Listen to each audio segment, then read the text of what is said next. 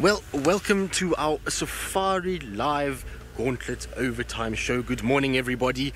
My name is Tristan, and on camera I've got David, and what we are trying to do is just negotiate a rather big hill. At this stage we're trying to get closer to our favorite little male leopard, Hosanna. So he's somewhere up on this bank. I just need to find exactly where he's gone now. I think he's sitting close to a little bush. Should be somewhere on our left hand side here. I obviously just got to be a bit careful because it's a bit of a steep slope at this stage. Now remember, we are coming to you live, which means that you need to interact with us as much as possible. So ask lots of questions, send us any comments that you may have, and you can do that on hashtag SafariLive on Twitter. Now David, can you see Hosanna?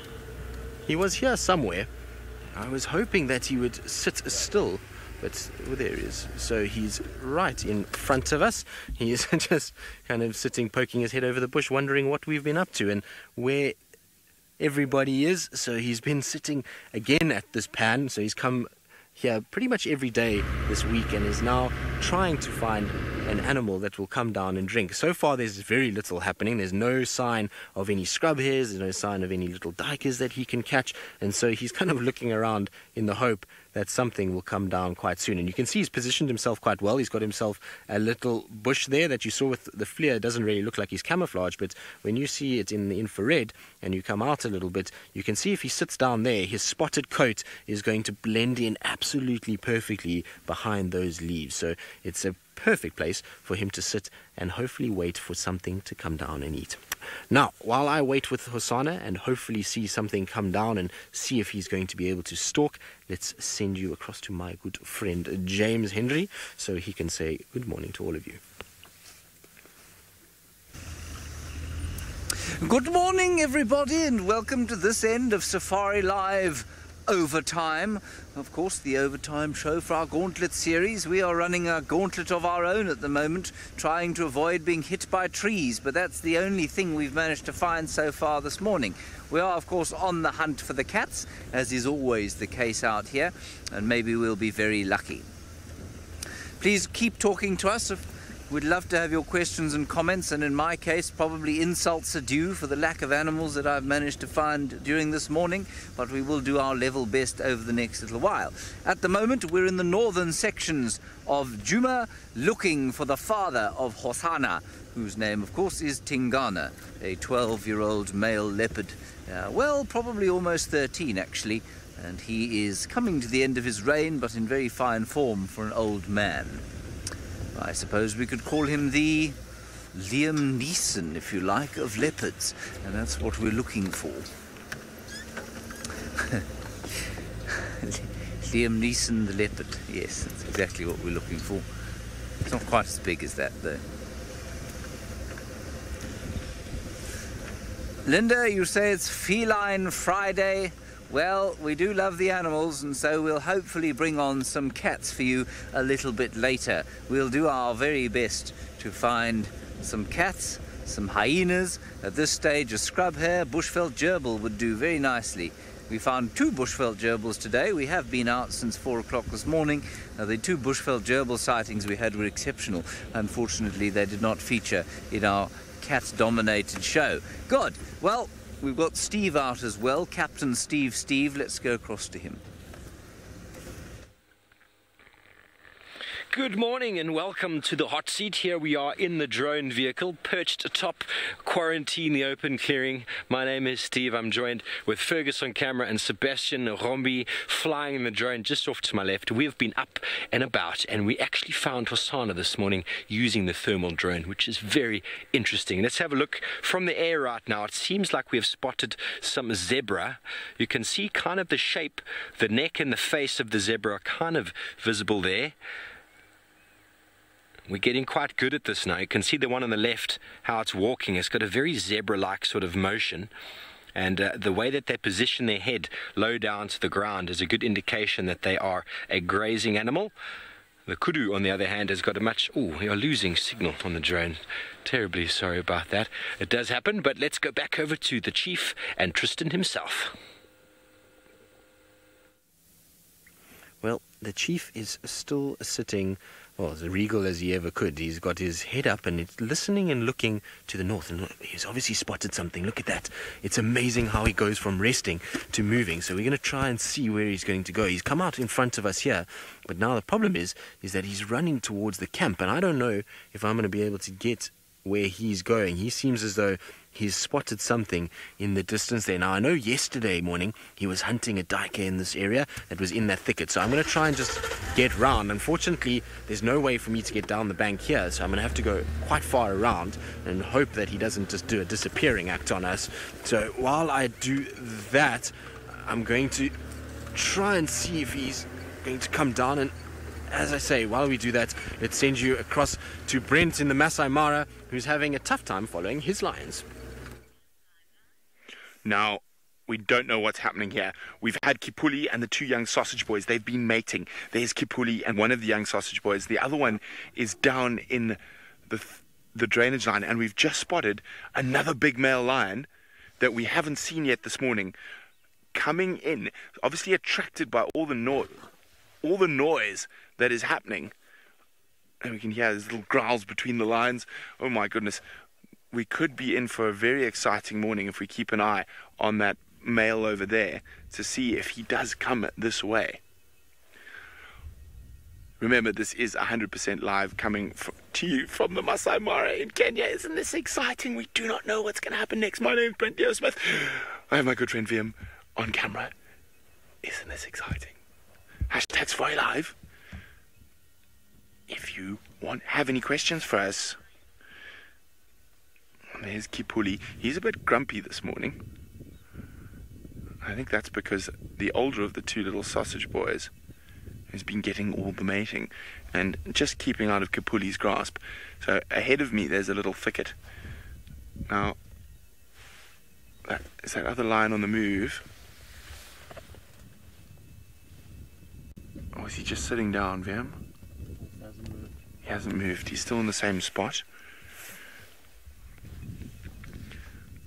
Oh, there's been so much noise this morning from all these lions that if you were a male close by, you could not hear the cacophony of noises that have been going on all night. And this is not the sausage tree pride females. Okay, Kipuli's looking a bit grumpy. I'm just going to move the car back a little bit. Now, he's been grumpy with the female, and he's had a few fights with her, which has sometimes led to a little bit of misplaced aggression towards us. So remember, when situations like this, always let the car run for a few seconds before you move. And of course, I'm not the only person out here in the Mara this morning. Let's go say hello to Madam McCurdy.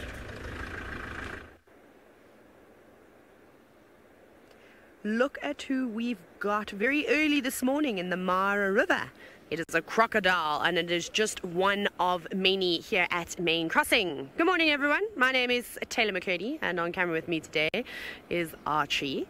And we're very excited to, of course, be out here. Now, the reason why I'm down at Main North is, well, I don't see any animals here. However, I'm looking for the paradise pride of lions. Now, they normally lurk around here, and sometimes, if you look just down on the edge of the banks, you can end up seeing them. They live on both sides of the river, so they often cross the Mara River. They don't seem to be too scared of the waters, although I would be with the amount of crocodiles that are around here, because crocodiles will just eat anything. Now, I don't see any lions at all this morning, but they could still be around, so from here we'll probably go and check a little bit further away. But it is absolutely stunning, and it's going to be a beautiful day too.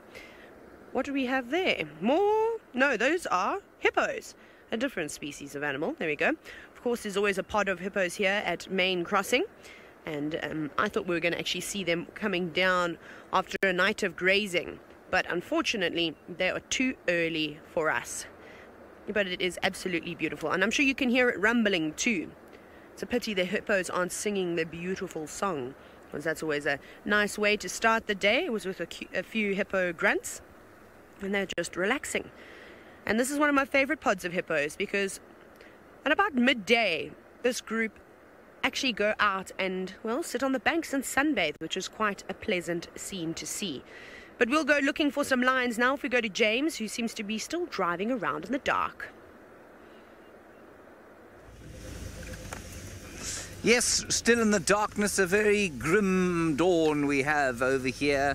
Gunmetal skies up above, and unusually we have got rain predicted for this part of the world on the 2nd of August. That is an unusual thing to expect, but, well, these are unexpected times, really, and it would be quite nice to have a little bit of early spring rain or late winter rain. Certainly the temperatures have improved markedly over the last little while. Oh, hang on. We've just had an update from our camp, from which we are not too far, saying there was a leopard sawing. It was going a bit louder than that. It wasn't clearing its throat, of course, it was being territorial. Naturally now it is dead silent.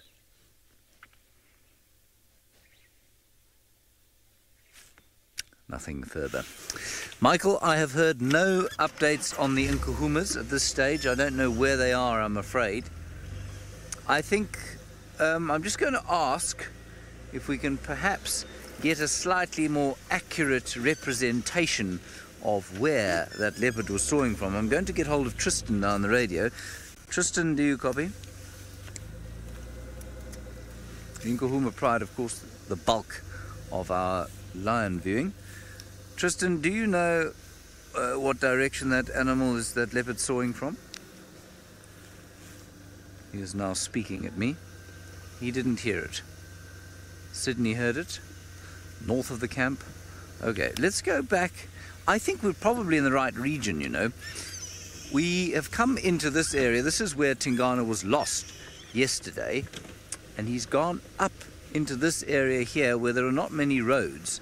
And so we'll just have a little look-see around here. Does apparently sound quite far away. Well, somebody else with a very loud territorial call is Brent Leo Smith's Lions, and of course Brent Leo Smith himself. Well, we've caught up with that mysterious male who is decided to put some distance between the sausage boys and himself. We actually know this male. What did we call him? Limpy leg. So we've seen him in quite close proximity to the sausage tree pride, and you can see his back left leg. There we go.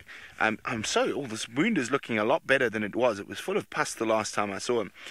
Now, I think he is a young male from the Salt Lake Pride that has been chased off by the sausages, and he got quite a severe wound on his back left leg, and it was a big bite mark in there. So I think he got beaten up by those three boys, Kipuli and the two youngsters, and he obviously heard all the commotion of the mating and whatnot, and he came to investigate. And he's decided now discretion is the better part of valor. He keeps looking back to make sure no one's following him. I'm going to do the same quickly with the binoculars. I can't see. Where did we leave the other lot? Can you see them? You're a bit higher than me.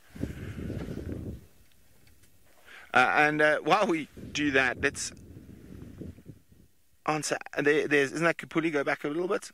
There. Isn't that him there? Was that a termite mound? Termite mound. Anna Marie's asking, do I have a favorite lion? Oh, Anna Marie, that is such a loaded question. I don't know. I quite like the two. I think the two little sausage boys are definitely two of my favorites. And Kipuli was my favorite male last year. But you know how these things go. It can change, but I would say probably the two young males and Kipuli are my favorite. Last year, Viam and I followed Kipuli when he went on a mad spree, I'd call it, before we knew exactly who he was. And he killed 5 wildebeest and didn't eat any of them and just kept walking and roaring. He'd just walk into the middle of the migration going, and then the migration would run around like mad and he'd just jump on one. So we got quite... And then also I've seen him chasing a bigger male lion than him during a rehearsal last year. Shame. No friends. He's sort of run away now. And you can see that left side is quite not well, but that wound has recovered a lot since the last time we saw him. Okay, we're going to head back towards Kipuli and the others. While we do that, let's go back to the Prince at Djuma. Well, the Prince at Djuma is still reclining. Whatever it was that he spotted, I don't think it was close enough for him to hunt, or it ran into the lodge, because, well, he is busy looking into the lodge. In fact, he's watching everybody getting ready for their morning game drive. If you look in the top of the screen there, you will see that there are people having their coffee, and I don't think they even know that there is a leopard watching them at this stage. They're all just busy going about their business. So it just goes to show you that sometimes there's things watching you that you don't even know are there. So very cool to see Hosana, and you can see he's not too fazed by it, not worried that there's people busy having their morning coffee, and probably, in fact, he's a little jealous that he can't have coffee of his own. But that's where he's sitting, and we have watched him sort of watching them and seeing what's going on in the lodge, and that's why I think whatever it was that he initially got up and ran after was possibly going into the lodge itself. There's often things like bushbuck, nyala, those kind of antelopes that hang around these camp areas, and they are easily able to clear the little fence that runs around the camp that keeps out things like Hosana. But those little antelope are able to jump it, and I suppose leopards as well. I mean, I've seen many leopards inside Vuyatela camp over the years, and so they can get in fairly easily as well. But that's probably why he stopped, is that there's people around, and whatever prey species he was going after ended up going into the lodge itself, and that's why he kind of had to stop and face that direction and just watch what's going on.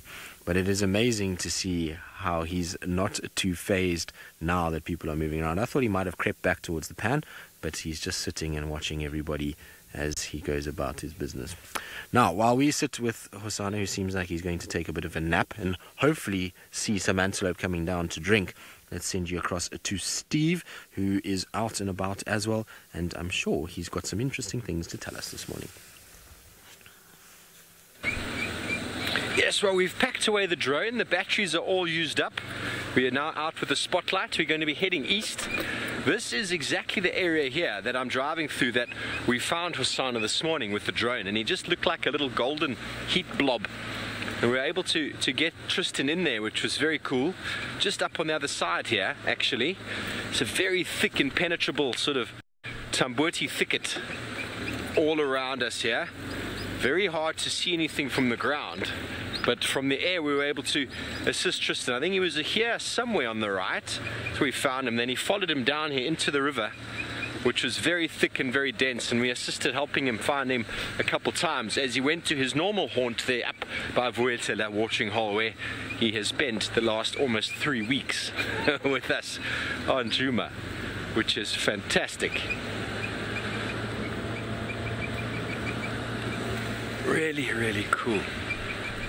Well, we're going to be going through to the east, should I say, and then make our way down to Chit watering hole. And while we do that, let's go back over to James.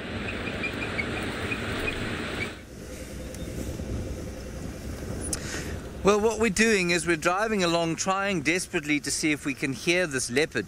We did hear one way far down to the south, but I don't think that was the one that was heard close to where we are now.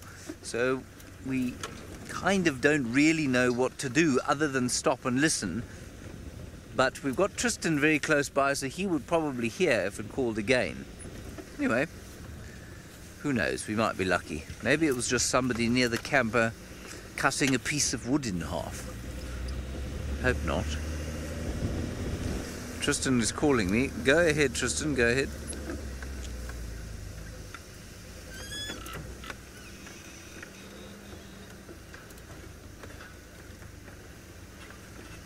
Oh, apparently, okay, they can hear it on the dam cam, which is close to where we are now. We'll go up here and stop a little while I answer Jared's buddy's question about how I feel of the return of Hosana. Jared's buddy, I feel deeply overjoyed about the return of Hosana. I just don't know how long he's going to hang around for. Of course, male leopards will come into an area like this, and they will hang around for a little while and then often disappear again as they I guess the hormones of territoriality in adolescence finish and become the hormones of adults, and he'll start looking for his own territory. And that's normally when he'd disappear if there wasn't space for him here. And at the moment with Tingana here, there really isn't space for him here. Will he challenge his father for his own territory? It's possible at some stage. Let's go across to Steve now, who's managed to find his clan. Yes, well, we found one hyena. He's running very quickly in the road south towards Twin Dams. We found a few of them with the drone. They're quite easy to see when they're moving because of the way that their legs move on either side. The two move left, two move right. And I don't know if you can clearly see it, but he's moving now. We're going at, the speedometer doesn't work, but we're going quite quickly. And this hyena can go at this speed all night long. They can cover enormous areas. When we're tracking in the day and you have a look at the ground, you get hyena tracks over every single portion of this property every single night. In their never-ending search for something to eat, following the leopards all over the place. And even though we did check this whole area with the drone, it's possible that a leopard could be hiding up underneath one of these trees, and maybe this hyena will lead us there, because it's a constant gauntlet battle between the lions, hyena and leopards. So we're going to follow this guy. He might cross out. He's going to run straight past some giraffe over here, but in the meantime, let's go back up to some lions all the way in the north with Brent. It is a gauntlet out here, especially for a young male lion. But these sausage boys have almost, as well as Kipuli, landed with their bum in the butter by joining forces. Now, where Kipuli is, there's one of the little boys having a snooze. Oh, shame. Next to Kipuli, and there is, believe it or not, a female right next to Kipuli. There she is, lying flat in the grass. Now, there should be another 2 females somewhere around here. Last place I saw them was on the other side of those rocks down there. I'll have a quick look. I can't see them at the moment. They're somewhere around there. And then the other mating pair is on the other side there. That's where the other sausage boy and a female... Is that them there under that bush? No, is that just a weird shadow? A weird shadow. There we go. Now, sorry Vim, I'm giving you the runaround today, but if we look into the distance, the time is coming for the migration to be here. Now, if you go to the right a little bit, that dirty grey whatnot in the distance is actually 200,000 wildebeest. But in the meantime, across to Stivovo, and a tall spotted creature and a short spotted creature. This is super interesting, folks. We've come across 5 hyena here at Twin Dams, and they're messing around with the giraffe. One of them actually went for the giraffe's ankles and nearly got a kick in the face. And that is a Shaquille O'Neal size shoe in the face. I don't know if anyone would enjoy that, but I'm going to move forward, see if we can get them. They were doing a little bit of displaying as well, that sort of greeting, a couple chirping sort of sounds. Here they are over here in the open. There's 4 of them, and their tails were held up in a sort of a sign of aggression. There's actually 5. Actually 5 there. And I don't know if they're interested in one of these hyena or not, but in one of these giraffe or not. But there's the greeting, the typical show me your genitals and I'll show you mine, a very important sign of submissive behavior, and very important in the clan of hyena. Every single day they'll do this to each other. Twice daily if need be. Look at those teeth. The belly looks absolutely enormous. The one on the left is showing some serious submissive behavior by holding its bottom really low. I'm going to move around again and see if we can get these guys interacting with these giraffe. I've never ever seen hyena interact too well with giraffe. I mean, it would be I don't think it's an animal they can really bring down. Obviously, if the giraffe was injured, they'd have a go.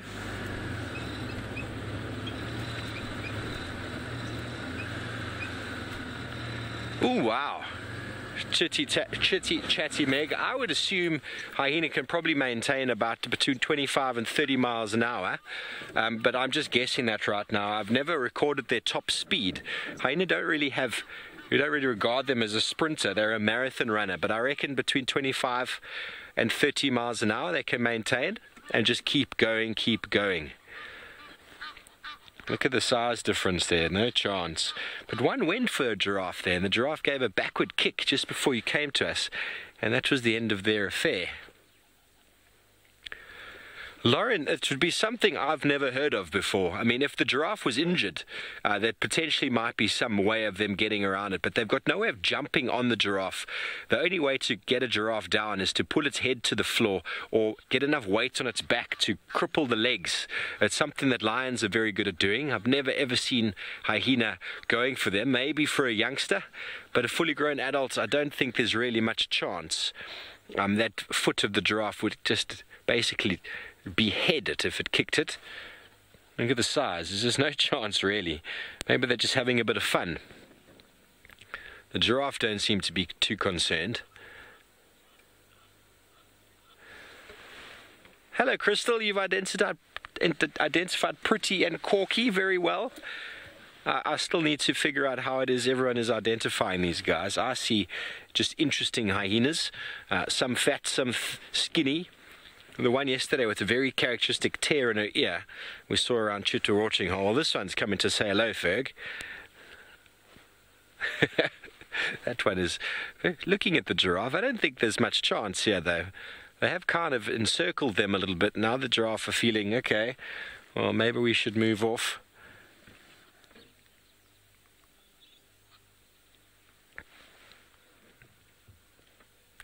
There's still 5 hyena in the area, but they're losing interest. I don't think there's much chance.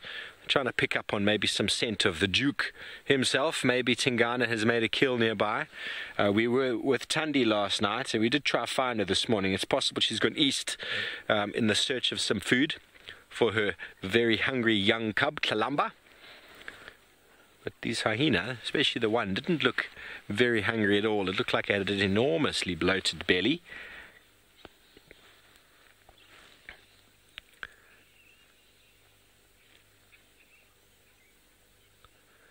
Well, these animals follow leopards, they will chase cheetah off kills, and they are constantly interacting with lions, as I'm sure when you go up to the Mara, Taylor McCurdy will be able to tell you all about.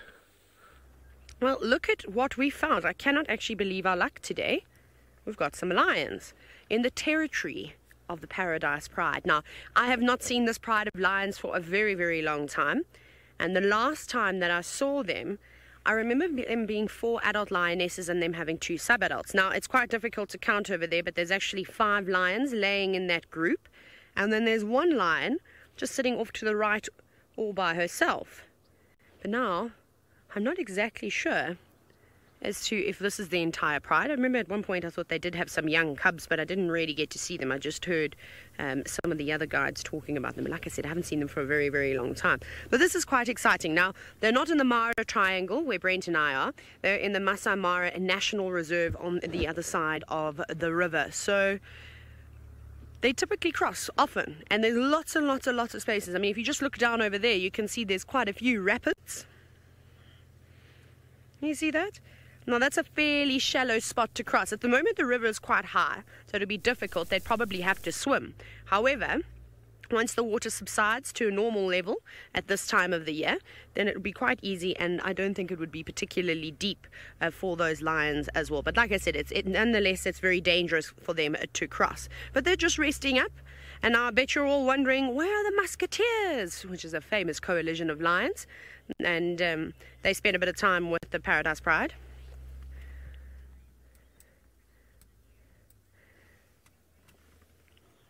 Eurasian chica, now I'm not exactly sure why the lions of the Mara look different to the lions in the Sabi Sand. I suppose it's just got to do with genetics. I don't think they look particularly different. The more time you spend with the same group of animals, it actually becomes quite easy to ID individuals. And this, of course, because you're seeing them all the time. So some might have more nicked ears, some might have deeper ridges. It's just like humans. We've all got our own look because of our genetics that have been passed down to us. So I suppose it just comes down to that. But otherwise, there's no real difference between the two. Other than I sometimes feel as though the lionesses here in the Mara seem to be a lot more muscled up. Anyways, talking about creatures that are quite muscly, let's go to the hyenas, who are causing a stir with a giraffe. Yes, well, he's herding the giraffe towards the water. They're not too bothered. They're having a drink. If there were lions nearby, that giraffe would not be lowering its head. Two of them now. The necessity of a giraffe lowering its guard. It's got a friend watching out at the back, and the hyena is very interested. I think it's a young, inquisitive one, and is basically thinking, what are these big things? They look very chewy. There you go. It's a little bit too exciting. Interest, I reckon, for the hyena. More of interest. Would love to get hold of a giraffe if it could. Carol, as far as the giraffe helping each other, they would most likely help each other to the point of just standing guard, like what they're doing now, and then run as a unit together. But if one of them got jumped on, I think that would be it. Unless it was a mother with her youngster, I don't think there'd be any assistance given to one that gets jumped on. And as we talk about it, this is actually a bachelor herd of males, so it's each for their own. If a lion happened to catch one, or a group of lions happened to corner one, I think they would leave him be. As sad as that might sound, it is all selfish out in the animal kingdom, and if the lions are focused on one individual, well, it means that they're safe for the time being.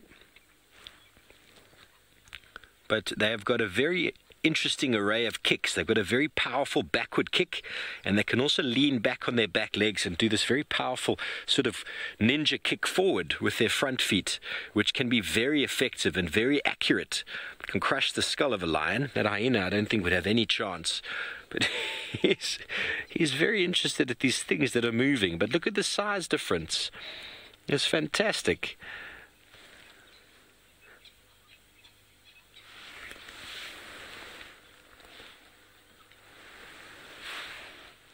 He's going to go have a look at the other one now. He's on his own.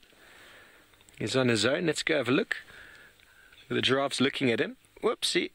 The giraffe gave him a little bit of a snort and a look, and he could quite easily have slapped down those front hooves, as I was talking about, with that forward sort of ninja kick.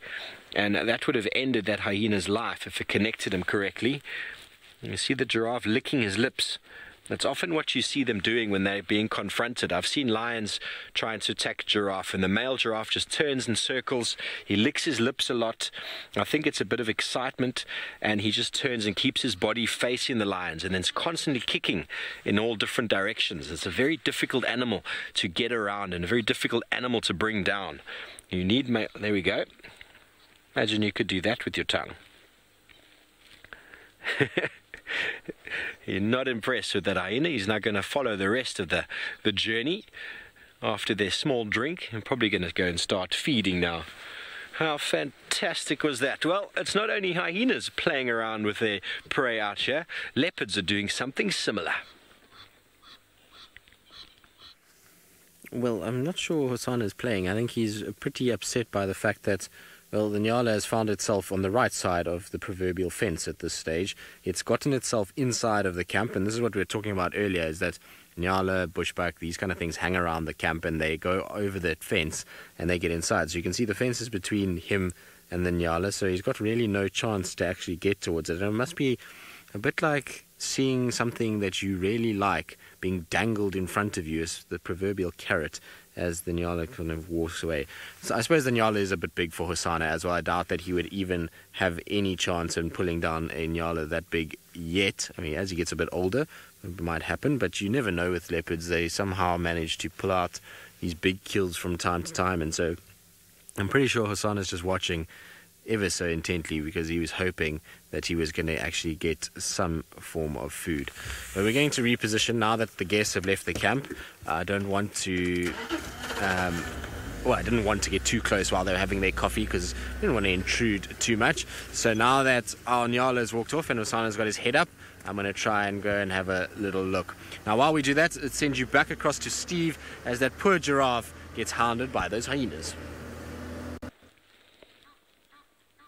Yes, well, the giraffe has lost the attention, and the hyena is now deciding it would like to do some fishing in the watering hole. Or it needs a fishing rod, though. Oi! Wow! I don't quite know what happened there. I think he just pulled that log out and it came unstuck from the mud. And it gave him a bit of a fright. He's chasing Egyptian geese up and down. Now he's heading back towards the giraffe. Let's see what happens. He's gotten very excited. As Kirsten said in my ear, he's got a case of the crazies this morning. That is a bush I've had Hosanna underneath before. Killing a scrub hare not far from there. Whee! He's so excited. Look at this guy. So it's not... Could we possibly, folks out there on Twitter, do a one-word tweet to describe this individual and his behavior? One-word tweet, #SafariLive. So it's not just hunting out here. There's also lots and lots of play that goes on, and what appears to be in this individual is a lot of investigation. He's probably never been that close to a giraffe before, and then there's a stick he needs to chew, and there's a funny bird making a noise in the watering hole that he wants to chase around, and well, then he's going to show a little bit of his speed as well. He's still looking at those giraffe as they're slowly moving south from the watering hole. Very curious. All sorts of things going on in his mind. That nose is probably one of the best in the animal kingdom, and we have no idea. Okay, Crystal, you say this is a male called Fika. Now I wonder if you know the age, because he's acting like a real youngster to me, just an inquisitive sort of newcomer to the area. But if he's already got a name, there's a very good chance he's been around for some time.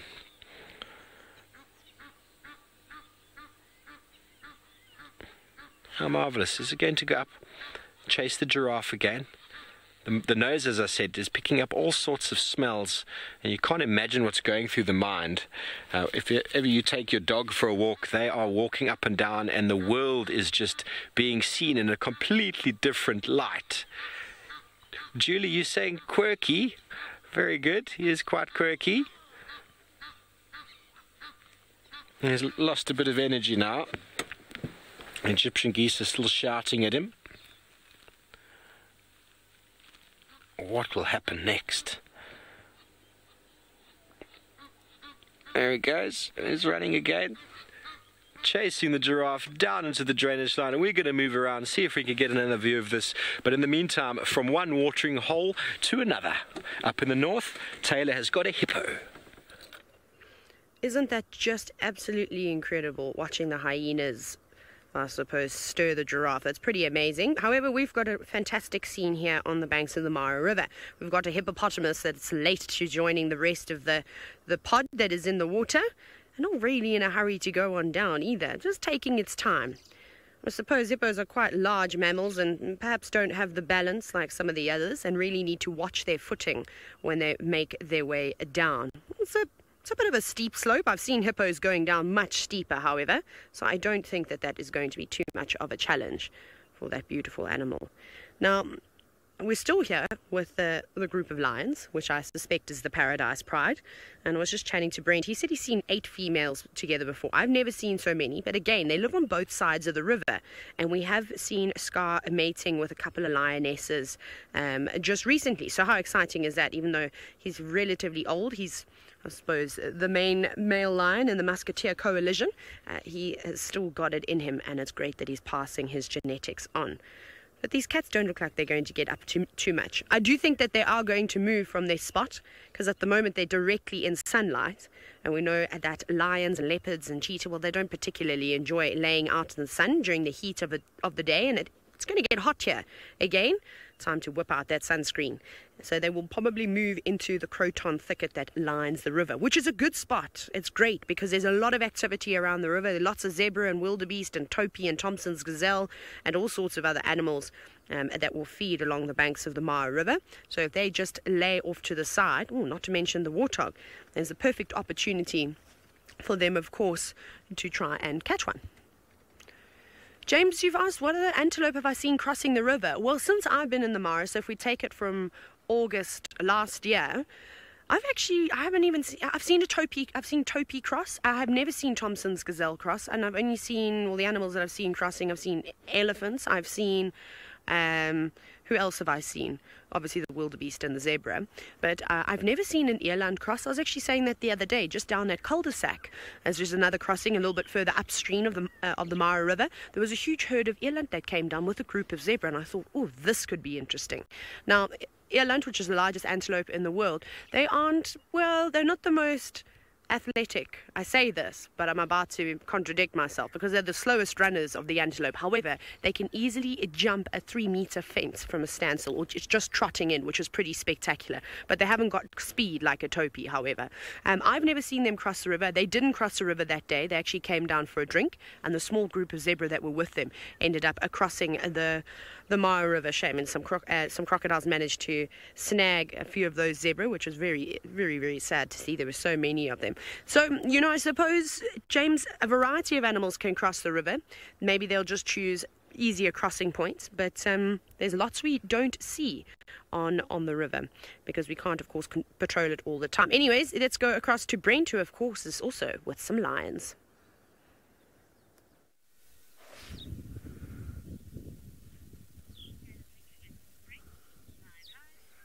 Well, something has caught the lioness's attention. There was a lone, random, single wildebeest. But he might have spotted her in time.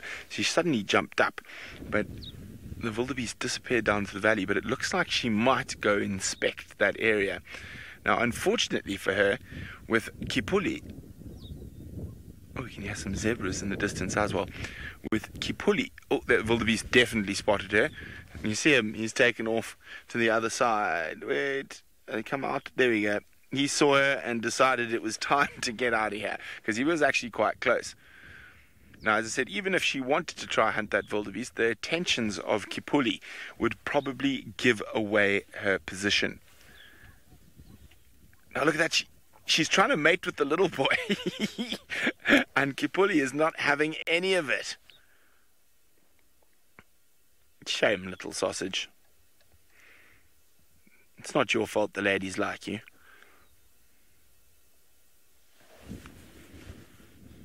Now remember, this is 100% live, and hashtag SafariLive if you have any questions for us. Isn't it just beautiful this morning?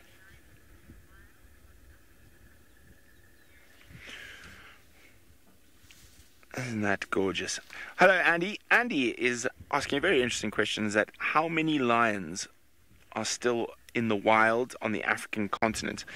Andy, it's very difficult to get an exact number, but it's estimated that there are between 18 and 25,000.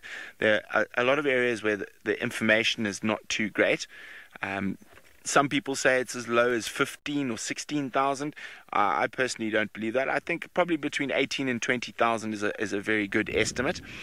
Unfortunately, most of the healthy populations of lions are only in the big national parks or protected areas these days, such as the Masai Mara, Serengeti system, the Greater Kruger, and other areas like that. There are not many stable populations that are outside of national parks. However, every now and then there's great news, and the most recent new, well, they're not new, they're just been rediscovered lion population found was on the border of Ethiopia and Sudan, in an area they thought lions had been extinct for a long time, and it was a very healthy population of over 100 individuals, so enough genetics to keep going there. So I always hope that there's going to be good news like that. And for example, the fact that there was a male lion seen in Gabon 2 years ago, which means he probably came out of the Republic of Congo. And the Republic of Congo, everyone thinks the lions are extinct, but if a young 2-year-old male lion comes from somewhere, he's got to have a mom and he's got to have a dad. So very, very interesting. So I personally think, well, I know, because you can't have 2-year-old lions without other lions, that somewhere in southern Gabon or northern Republic of Congo, there is a population of wild western clade lions that are still there. So fingers crossed. I always love news like that when sort of areas where people think lions are extinct, they sort of pop up. Now, quite often when that happens in a place like South Africa or Kenya, is overflow from an area like this. So we've got a lot of males. We saw that male running away from this lot earlier today. And what happens to it at the end, they get to the end of the range and they end up with people. So to get away from the other male lions, they end up fleeing into areas that have inhabited by people. I can't speak this morning, and that can cause some conflict. And lions are quite a lot bigger than young Hosana, so much easier to spot, and leopards are often able to hide amongst human habitation without being found out. But let's go see how Hosana is doing. Well, Hosana has once again found himself another spot to go and sit, and fortunately for him, he kind of moved towards where the Nyala were, and the fence is just in the way, and so he has found himself another spot to start resting. I'm not sure he's going to stay on the precipice of this little cliff that he's at. It's not, well, I wouldn't call it a cliff, I suppose. It's just a little drop down towards the dam itself. And so I wasn't sure if I should head down there because, there we go, you see he's yawning. I think he's going to move. I think he's going to come back round towards the dam. Well, that's what I'm hoping for, because then he'll come back towards where we are. So that's the idea anyway. Whether or not we get this right, we'll see. But there's very little going on in the terms of animals coming down to drink, which surprises me, and I think it's possibly due to the weather conditions that we have this morning. It's overcast, it's quite cool, so not the kind of conditions that really are going to drive antelope species to come and drink very, very quickly. So you'll find that they maybe are going to come later in the day as it warms up a little bit, as it gets a little bit brighter, then you'll start to see them coming down. For now, it's still quite dark and dingy, and maybe they know that it's better to come down for water a little bit later, particularly at this waterhole. Because Hosana's been spending so much time here over the last few weeks, it's made it very difficult for anything really to be able to drink and come down and have a bit of peace and quiet. So any day that he's not there, I suppose everybody rushes down. I saw this morning when I left that there was a wildebeest there having a bit of a drink. What are you doing, Hosana? He's a funny cat. Always up to something, this cat. And this morning he's been running around like an absolute hooligan, so I'm not surprised that he really is quite sleepy at this stage. Now, as Kirsty mentioned, that we're going to send you across to James, who, well, without him, I just don't know how we would have survived this morning in terms of having content.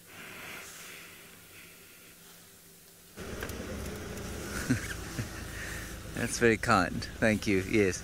Yes, how would we survive today without me? I found everything. The universe has spat upon me this morning. We have found not even a track of a leopard. I found lots of tracks of hyenas, which I think Steve then found a little bit earlier.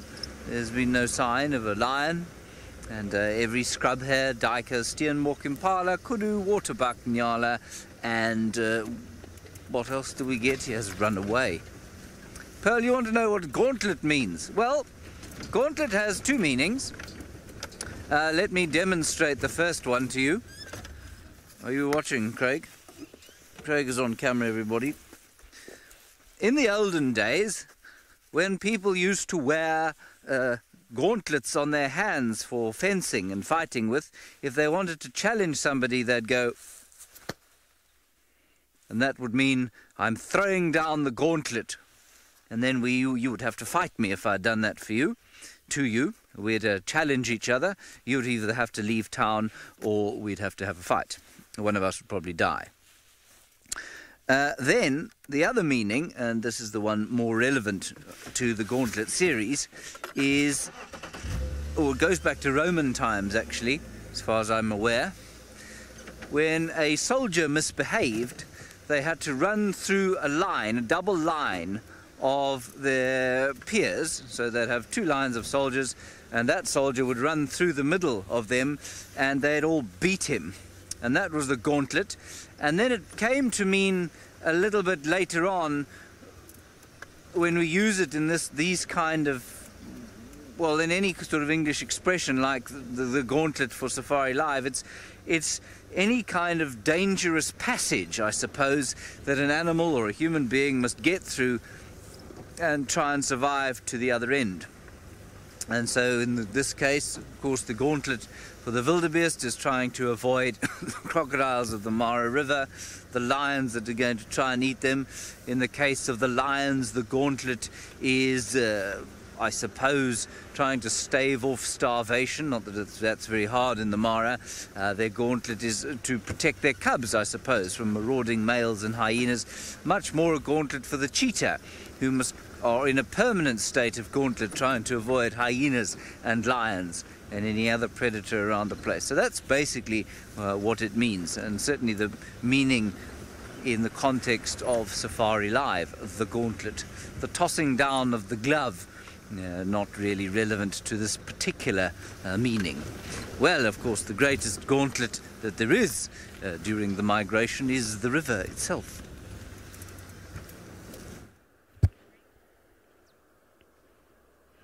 I'm the greatest gauntlet, James. Oh my goodness. Okay, well, I've been called many things before. Anyway, so you may have noticed there's a few lions that are now, well, not there anymore. I don't know where they've gone. Sorry, James is talking about the Mara River being the gauntlet, not me. Yes, I suppose the Mara River poses more of a threat than I could ever. There's lions in that grass. You won't believe it, though. They're just hiding away.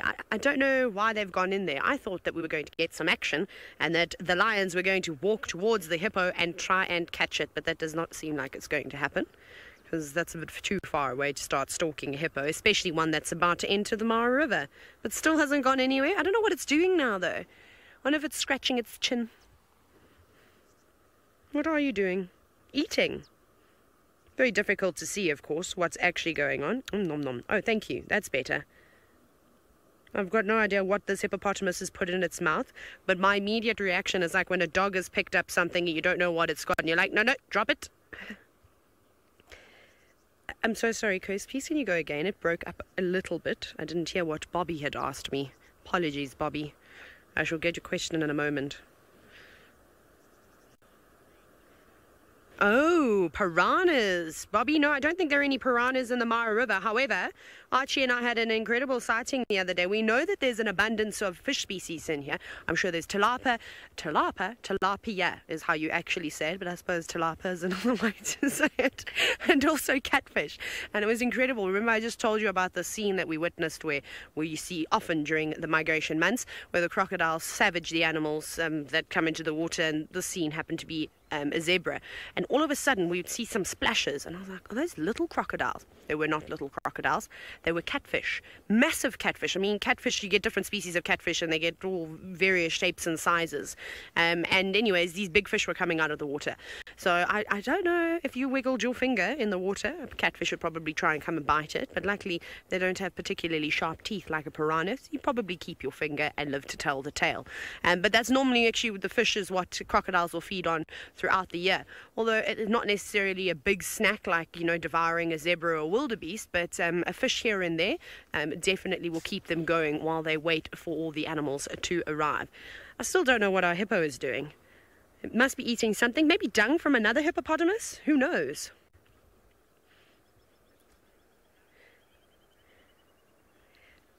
Now, Lady Starfire, I personally, or speaking of predators, our lions are on the move again, I personally have never seen a predator being attacked by crocodiles as it crosses the river. I've seen crocodiles eyeing out lions on the side of the river, but, you know, they didn't really make a move. And there was a video that was captured, I think it may have been in Botswana, excuse me if I'm butchering this, but where two male lions actually crossed the river and crocodiles went after them. So it does happen. So they really don't discriminate. I mean, then you're only going to find a really big crocodile going after something like a male lion. But I think it does happen fairly often. And then when I was guiding down on the Sabi Sand, further southwest, in the Sabi River, there's a big pride, well, not in the river, but on the banks of the river, called the the Southern Pride, and a very famous lion named Mandlev. She's the matriarch of that pride. She actually crossed the river, and there were some people that witnessed a crocodile swimming straight towards her, and she started panicking, and she pedaled as hard as she could, and she actually made it just in time, but there was a crocodile that was actively going after her. So they really do have to be careful. I mean, the lions don't particularly enjoy the water anyways. It might be different in the Okavango Delta, where it's pretty much a permanent waterlogged system all for most of the year, and the animals, and particularly the lions, have to get used to crossing the channels. Here, of course, the lions do cross the river, and the cheetah cross the river. I've never seen a leopard cross the river, but again, I'm sure they do. Just because I haven't seen it, it doesn't mean that it doesn't happen. Lions, where are you going? I think they're looking for a bit more shade. I don't know how much shade tall grass is really going to provide. I definitely choose a tree to lay around. And the grass is quite short where they are, so I imagine that there might be some warthogs that will come out of their burrows in a little bit as the day warms up and feed in that area. So good luck to these lions. But off we go to Brent, whose lions have been a bit more active than ours this morning.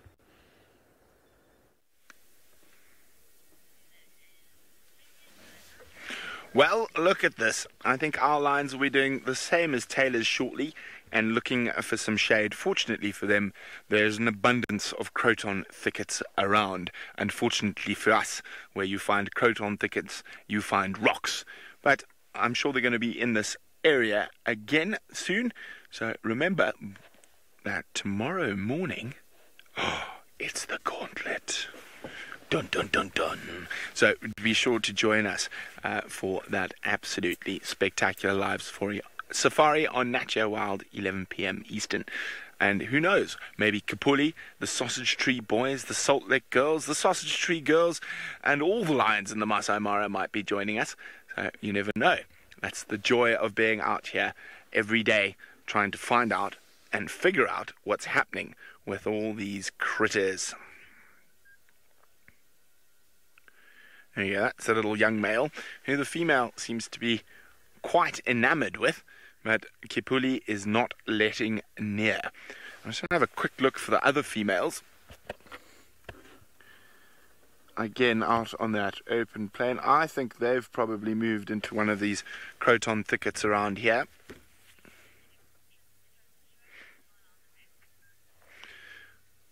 Somewhere they're snoozing in that area, but okay, we're going to say toodaloo from the Mara and send you to Tristan and Hosanna.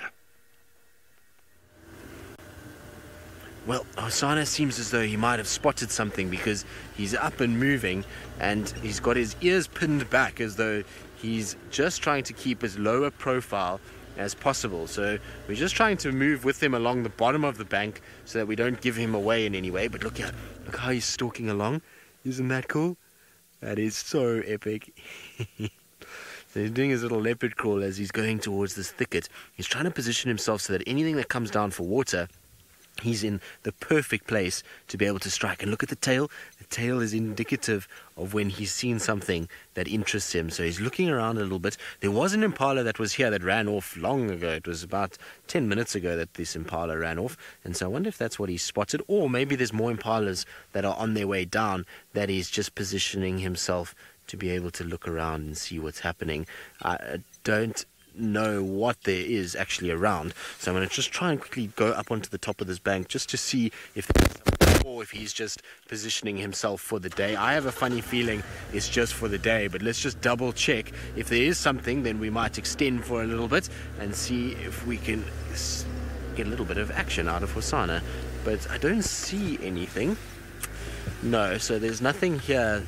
I think he's just hoping that something does come out into this area and comes down to drink. But remember, you can watch him on the dam cam and you will be able to see him go about his business all day. I'm pretty sure something will come down, and he's positioned himself absolutely perfectly to be able to execute a hunt from there. It's a nice little thicket that he's in, and if anything comes down to drink, he can explode from that thicket and grab it. So that's very, very cool.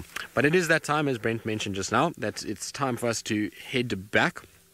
for breakfast, and so it's been an absolute pleasure having all of you with us for this Gauntlet Overtime show. It's been very, very busy. There's been lots going on. James obviously has contributed massively to this morning's proceedings, and so I'm sure he deserves the biggest gold star of everybody. But from all of us, it's been an absolute pleasure. We'll hopefully see you all this afternoon on our Sunset Safari.